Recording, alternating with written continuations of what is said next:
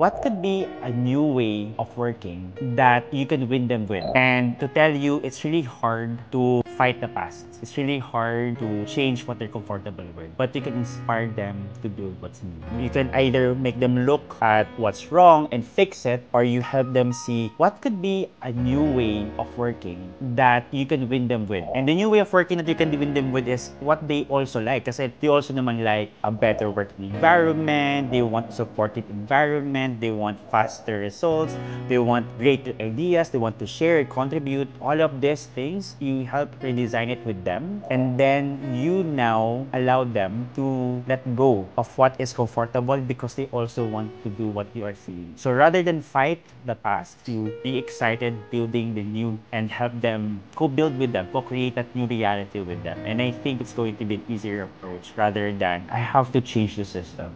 I have to change the past. People always love new. People always love exciting. Make change exciting.